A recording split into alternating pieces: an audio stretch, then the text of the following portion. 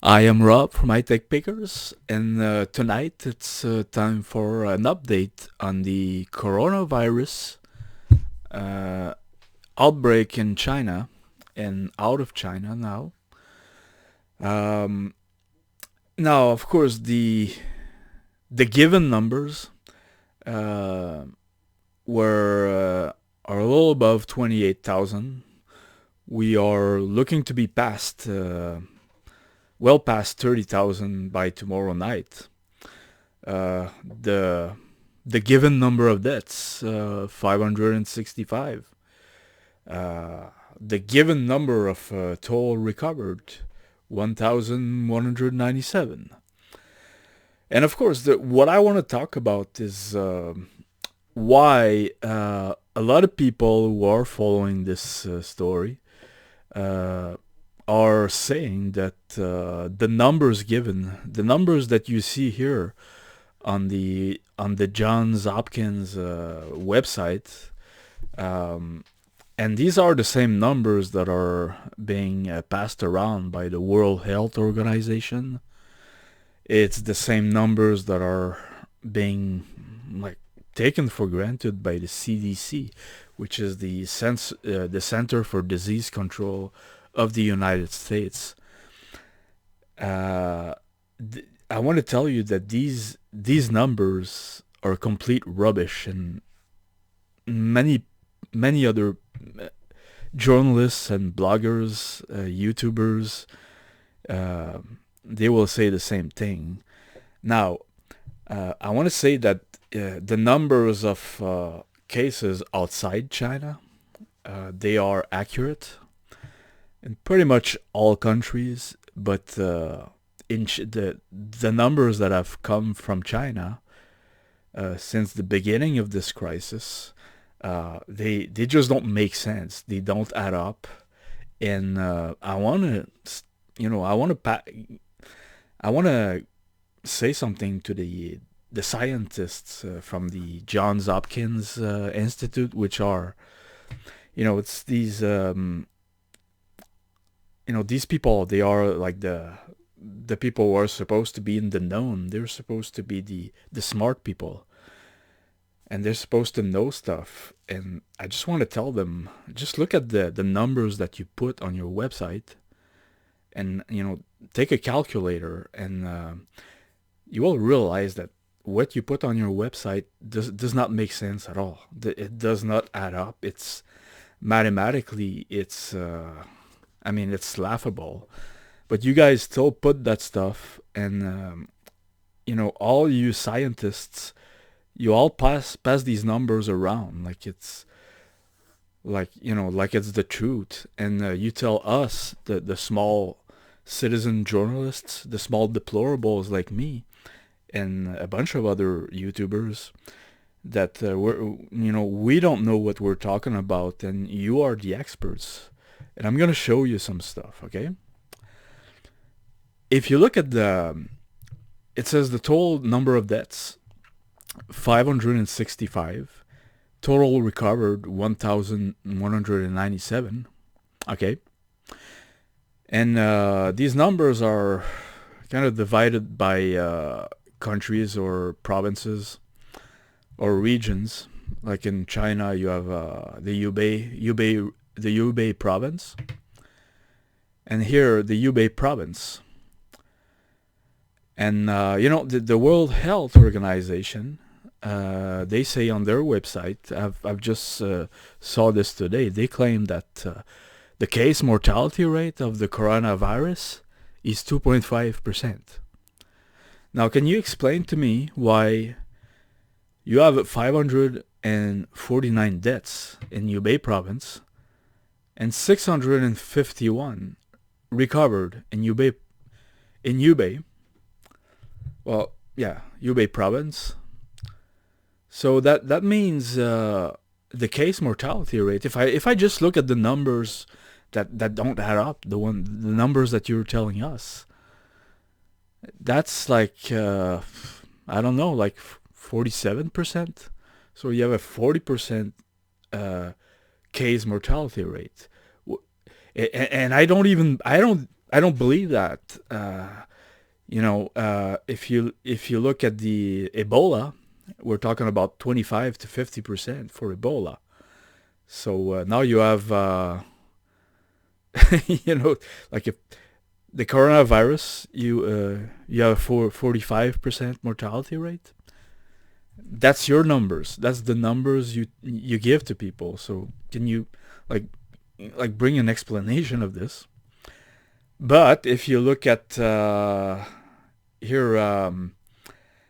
Henan, the Henan province, you have two deaths, two people dead, but you have 54 people recovered. So that's like 4%. I mean, 45% and 4%.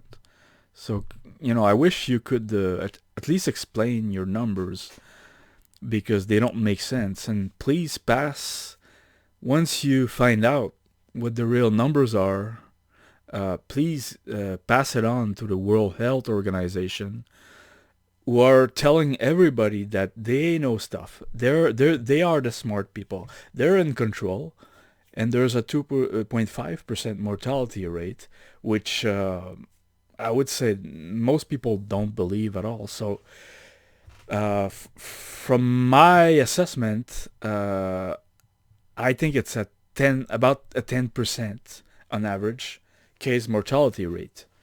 From what I've seen, from what I've read on the internet, but I'm not paid to do stuff. You are the guys who are paid for that stuff. And the second thing, I think the only way we're really gonna get the real case mortality rate of that disease is by looking at the people who are infected in free countries like Japan, Singapore, Thailand, South Korea, Hong Kong, Australia.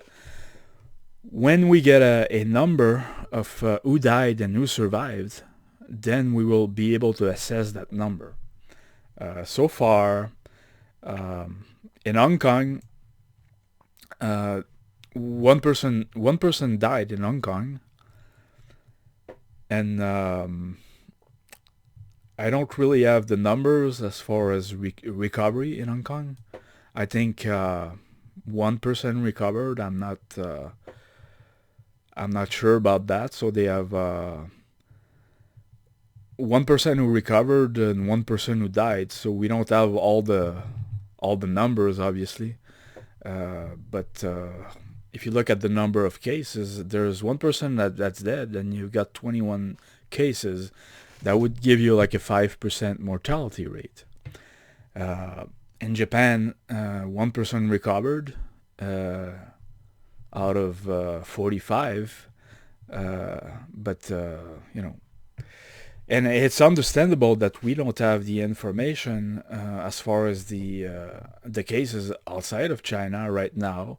We don't have information like the case mortality rate because, as is known, when you first get the coronavirus, it can take up to a month that you will be sick for up to a month before you either recover or you die. So it will take 1 month, for these patients to know what happens with them. And maybe that's the case with the other deaths that are reported. However, when you look at the Hubei province patients, and this has been going on for a little more than a month now, and the numbers, we're talking about a 45% case mortality rate according to your numbers. So I don't know. You're gonna have to explain some stuff because I just don't get it. Your numbers are completely they're complete rubbish, if you want my opinion. Now, of course, people who do know China, they know that China is not a democracy. In fact, they're a country that is called, we call them in political terms, or even in economic terms, we call them rogue nations. There are a few countries like China who are rogue nations, and the information does not circulate in these countries in the same way that the information circulates in most other countries, you know. And proof of that is that on this website from the Johns Hopkins Institute, you will notice that these numbers that are here are going to be, this is going to be the same numbers until tomorrow night at about 7 p.m. Eastern. These numbers will not be updated in real time, and that's because all the information that we're getting from inside China does not come from, the international community. All of these numbers that are provided by the to the international community, these are the numbers that are provided to the World Health Organization. These are the numbers that are provided to Johns Hopkins Institute and the rest of the world. All this information is provided by the Communist Party of China. This is why they only give one update every 24 hours. And so if you trust the Communist Party of China to bring you the real numbers, then I think I've got a bridge to sell you. Most people who know China, they will tell you that if China is giving these numbers, it's likely that the number is 10 times that number, and it's not an exaggeration. It's not a conspiracy theory. That's the way it works in these countries. China is a country like North Korea in many respects. It's still a communist country. It's still the same party that has been ruling since 1949. So, and I will show you a little more stuff. So now I'm gonna show you something. This is a graph of a map of the world provided by Journalists Without Borders, and it's called the Freedom of Speech Index in the world, and it's a list compiled by this organization, which pretty much calculates the amount of freedom of speech that there is, in different countries. And the very red countries are the worst. Then you have the orange countries, then the yellow countries, then the light blue, then the dark blue. The dark blue are the countries with the most free countries in the world. But the red are the worst countries. And of course, China is part of them, and so is North Korea, the Islamic Republic of Iran, Turkmenistan, a nice little country that I think Donald Trump has just added them to the ban. The countries with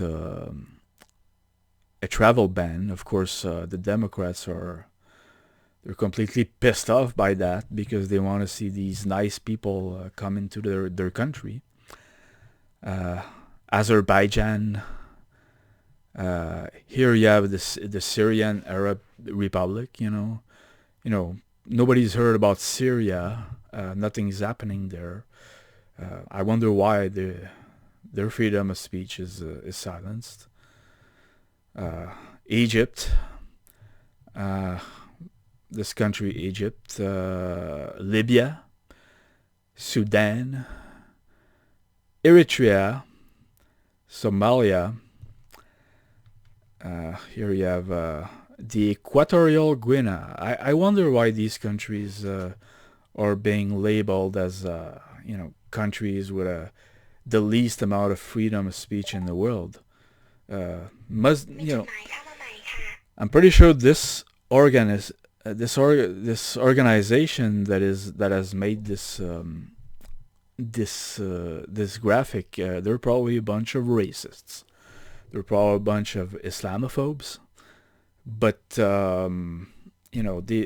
this has been, this graphic is provided by Journalists Without Border. So, but let's come back to China, because you know I'm okay with that fact that there are countries with very bad human rights situation, and the freedom of speech is restricted, and China is not the only one that is in this situation. If you look at countries like Saudi Arabia and all of the other countries around it, these countries, they are ruled by Islamic rule, and if you say anything against their 7th century ideology, you will face repercussions. So, and it's not the case in China. China, it's a different thing. It's called communism, and they have the same restrictions in Vietnam and Laos. So so that's the situation with China, a country on the worst in the Human Rights Index in terms of freedom of expression, and all the information has to go through the government. The government takes the information, and they decide which information they are going to release and which information they're not going to release. So, and basically this is why the numbers that are being given to the international community are complete rubbish. They don't add up, and it's typical of countries like that.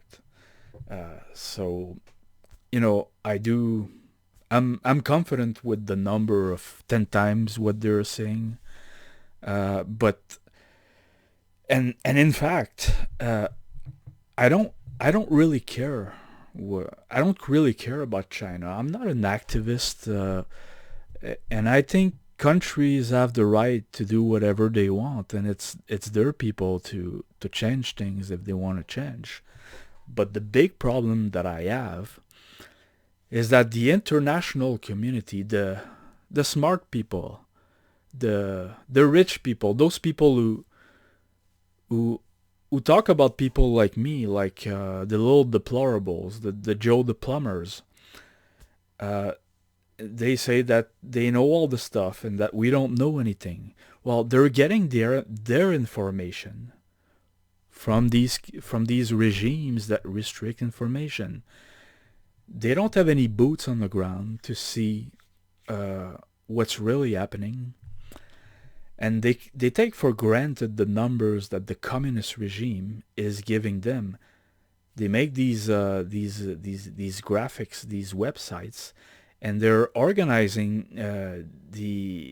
their response to this. This is a global crisis, and they are assessing their response using the rubbish numbers that a communist party gives them. So when the World Health Organization takes these numbers and they don't even try to understand them, they don't even ask the real questions like, okay, now what's the real numbers? No, they just take this BS information for granted, and they talk to us and they say, look, don't worry, there's only a 2.5% mortality rate, because that we've calculated that using the numbers that the Communist Party gave us. So that's my problem, is that, the response of these people who were supposed to protect us is based on the bogus numbers and the bogus information that a communist country gives them. And we will see the real numbers with all these cases now that are of people being infected outside of China. But that's the problem I have. And I'm gonna show you some more stuff. Here's to give you like an example of why it's completely naive to believe the numbers given by a rogue nation, which China is. Here's an example that is something that happened in 1975, where 230,000 people died in a dam collapse, and that was the Ban Kiao Dam. I don't know if I'm pronouncing this right. Maybe I'm not, but the Ban Kiao Dam, and that was in the Ui River. I don't really know where that is located in China, but and at that time, in 1975, that dam broke up. And you know how things are when you have it's a place where they produce electricity. Where they will put a dam on some river, and the pressure of the water that they're going to stop, it's gonna go and make it's gonna activate turbines, and they're gonna create electricity with that. Well, that dam just broke up at some point, and the river just there was like a big flooding caused by the river, and an entire town got flooded, and at the you had 230,000 people who died in that collapse, and that was at the time. I don't know if Mao Zedong was still in power, or even if it was still alive at that time. I don't know who was in charge. The dam caused more than 85,000 people to die instantly, and there were a bunch of other people who died afterwards.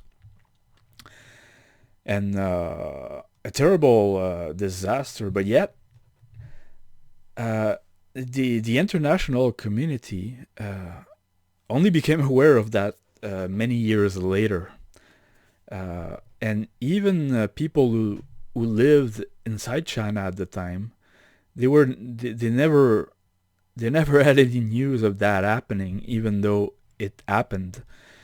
So this is a regime that could hide tragedies of in the order of 2,000 or 3,000 people. They could. This is a regime that has hidden stuff like that in the past. So when they are telling the international community that there's only like 600 people who have died so far with the coronavirus, it's laughable. I mean, they've hidden stuff from the international community before. Like here, 230,000 people, and they've hidden that for years, even from their own people in inside China. And the reason for that is that the government was responsible for the structural problems that were in that dam. And so this is the same regime that's in power now, as they have been there since 1949. And here you've got some more similar stuff. I don't know if you know, but in the 1950s and the 1960s, when Mao Zedong was in power, and of course that was the same party that was there then, that is still in power in China. That, the party that is basically giving that information about the coronavirus. Uh, they actually they had episodes of they had a famine when millions of people, they're talking about between 50 million people and 200 million people that starved to death. And at the time, no one, the international community knew nothing about that. And because they were so good at hiding the real numbers, um, and China was at that time, instead of providing food for their people, they were like making propaganda material for the international community, showing like mountains of food and happy people and all this, while their people were starving to death. And one of the things that they were doing, and I'm sure there are old people from that time could remember, is that they used to send boats of humanitarian aid to Africa, of food to Africa, because there were like obviously people, countries in Africa suffering from famine, and China would send them boats and say like everything's fine in our country, while their own people were starving to death. And so like 50 million people, and they managed to hide most of it from the international community until some information was leaked out of China, and some observers they realized that in some parts of China the people were actually eating the other citizens. When the Chinese citizens, they would die from starvation, the other people from their towns would steal their bodies from their graves and eat them. And that's pretty much how the cat came out of the bag. And of course, when if you're wondering why they have these wet markets with bats and snakes and pretty much anything that has four legs, and well, that's because they have had so much famines and starvation in China during the communist party's rule, that they were creative, and they found ways to eat stuff, to find stuff to eat, because they had no rice, they had nothing, and they started eating rats, they started eating bats, they started eating snakes, and they've grown accustomed to it, to the point that it's eating dogs. They eat dogs, they eat cats. And it's not, I'm not saying that because I'm racist or anything. That's because they do. And you go in these wet markets and you see like dogs, dog meat, dog parts that you can buy and eat. And they've grown accustomed to eating these things, because there was a time when they had to eat that, or else they would die. So that's pretty much the point that I want to make, is that this regime has hidden stuff way worse than the coronavirus. So, I mean, you cannot believe the information that they are giving to the international community. It's way worse than the numbers that they're giving.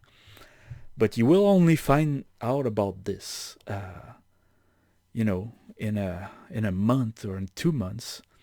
But I can assure you that if they are in such, in such a position now, it's because it's way worse. It's not about 600 people dead. It's at least 6,000 and probably even more than that. So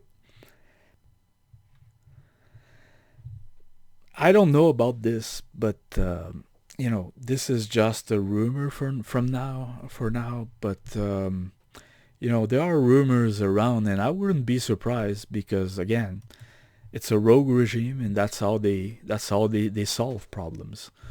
The the the prime the prime minister of China hasn't been seen for a couple days in public, and of course there are rumors that there may be a change of power in China. Obviously, that that wouldn't be surprising because that's how they deal with problems in these countries. They just remove the politician, and they will either replace him with someone else, or the army is going to take over, which I believe is what's going to happen. But again, they will not tell us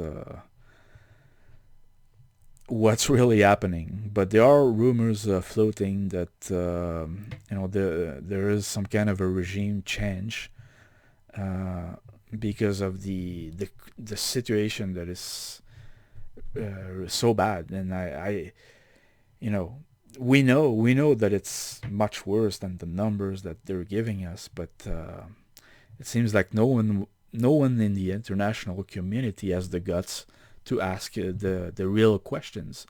Not even Donald Trump. This Donald Trump doesn't seem to care that much about what's happening. And here is an example of the nightmare that the rest of the world is going to have to deal with for a long time. Here you remember that ship that was stopped yesterday in Yokohama, where they found 10 cases of coronavirus. And now today they've just announced that they've interviewed and tested a bunch of other people in the ship, because there are like 3,700 passengers on that ship, and they found 10 more coronavirus infected cases, which is why the number of cases in Japan is now at 45, and there's no telling how many other people are infected in that boat, and and they're asking themselves, this boat stopped in Naha, and the everybody that's familiar with these cruise ships. I know my mother likes to take them and go around the world. Is that these ships will sometimes they are on the sea for several weeks or like a month, and they stop in different towns. When the passengers, they go out of the ship, they visit the town, then they go back inside the ship. The ship leaves and they go to another town, and that's it's kind of a fun way to visit foreign countries. But if you think about it, it's like a little city, and if you have a bunch of people who have a virus, they can spread that virus during the trip. And there's imagine just the amount of people that one person can infect if if they are like in with the same people for a month, and we're seeing this, and this is just one ship. I've heard that there's another one that's currently quarantined in Hong Kong. And, there are probably like hundreds, if not thousands, of ships like that. And it only takes one person to infect everybody else. So this is going to be a nightmare for countries to, they're they're asking themselves, these 3,700 passengers, they stopped in another city. They visited the city. They went in the in the restaurants, in the public places. How many people have they infected before being stopped in Yokohama? So that, I mean, this is. I mean, how many people are infected right now outside of China? It's gonna be a nightmare to find out. And this is why I started making videos like that when the infection was just starting, because I could see these things happening, and they are happening now. Um, so now here there's a baby born to a coronavirus mother, and the baby is one of the children under quarantine at a California airbase has now been hospitalized after developing a fever. The child was among the 195. so actually the child, the baby that was born is infected with the coronavirus. So we know that a pregnant woman with coronavirus, she can give the virus to the child. So it's very concerning. Um, if you remember the Spanish flu epidemic, the most at risk people were young women who were pregnant. So this is again more bad news, and it's getting worse day by day. And now finally, Hong Kong has taking the decision today to quarantine visitors from mainland China, and I think that was they had to do that, and I was wondering why they weren't doing it. So they have taken the decision to uh, well, they were asked to completely shut down the border with mainland China. I think if they quarantine visitors, it's good enough. Um, just as long as Hong Kong knows who's coming in, and if they have the disease or not. So I think that was a necessary move, and I think any country that isn't doing that right now is I mean it's completely crazy. They need to quarantine anyone from mainland China. If you're not doing that, you're putting you're killing probably your own people if you just let in people. And I think that Canada still just they just let in anyone. They have this open border policy, and they're gonna get every one of us killed.